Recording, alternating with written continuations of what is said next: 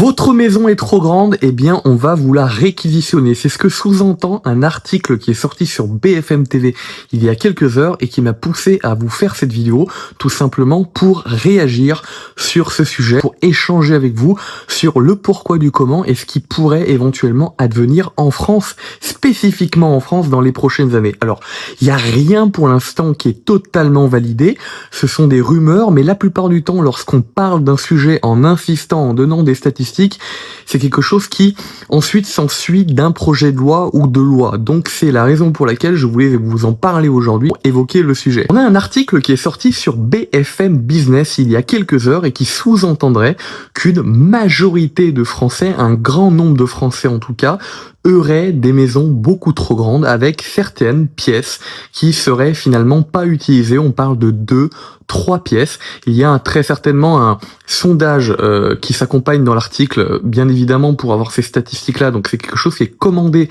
à des instituts qui vont demander à énormément de personnes dans quel cas, dans quelle situation ils se trouvent.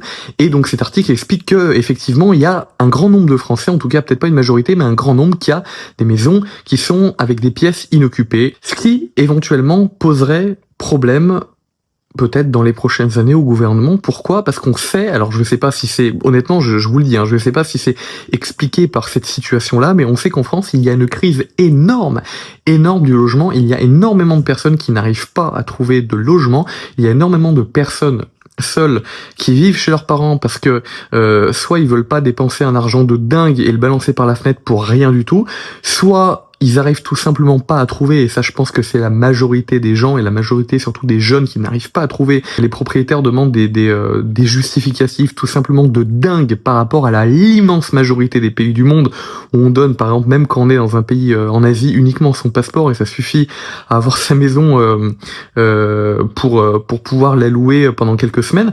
En France c'est tout simplement une horreur, et on a un gros problème de personnes qui ne trouvent pas de logement à cause de ça. C'est, je ne pense pas, dû aux Français qui ont des maisons trop grandes, bien évidemment, parce que c'est une histoire de propriété privée sur laquelle on s'attaque ici, sur laquelle cet article de BFM TV pointe du doigt et s'attaque. Le problème de personnes, de jeunes en particulier qui ne trouvent pas de logement, c'est dû à autre chose, c'est dû en réalité à un effet papillon qui est dû à la loi qui est beaucoup trop souple en France et qui permet aux squatteurs de rester dans les appartements des propriétaires. Du coup, les propriétaires prennent peur, il faut le savoir, et demandent des justificatifs de dingue, ce qui veut dire que même lorsqu'on a un CDI, on a le sacro-saint CDI à la con français, on n'arrive pas à trouver du travail. Et pourtant, dans beaucoup de cas, quand on a un CDI, on peut se faire virer de la même façon qu'un entrepreneur, et la plupart des gens qui ont des CDI ont beaucoup moins d'entrée d'argent que des entrepreneurs à succès, bien évidemment. Mais on a un gros problème, les propriétaires ont un gros problème avec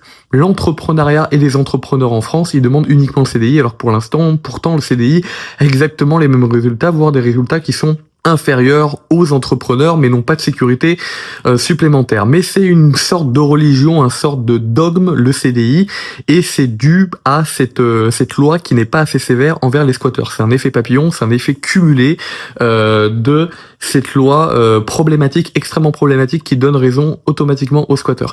Donc ce n'est pas du tout lié au fait que on ait des pièces qui sont en trop, qui sont inoccupées. Mais ils veulent apparemment s'attaquer à ça, puisqu'on a des vidéos, des articles qui commencent à en parler.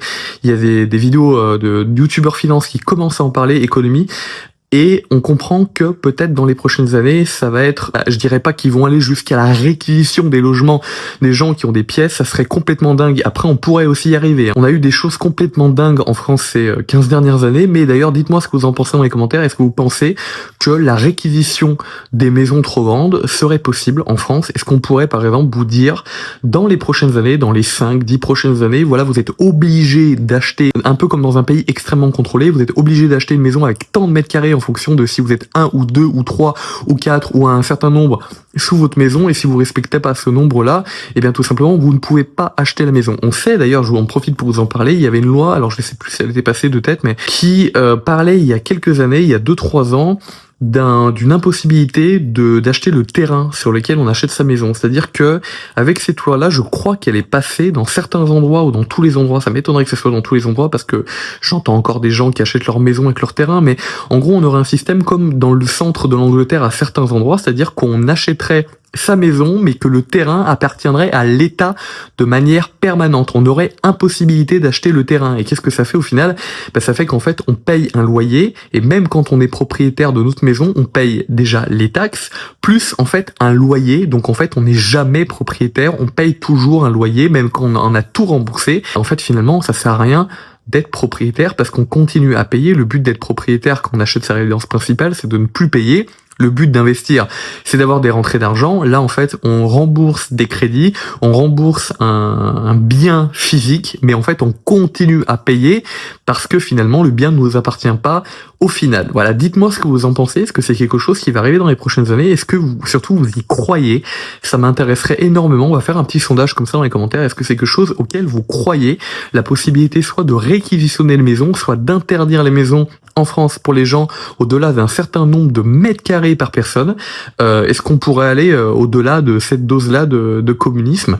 Est-ce que c'est quelque chose qui est possible?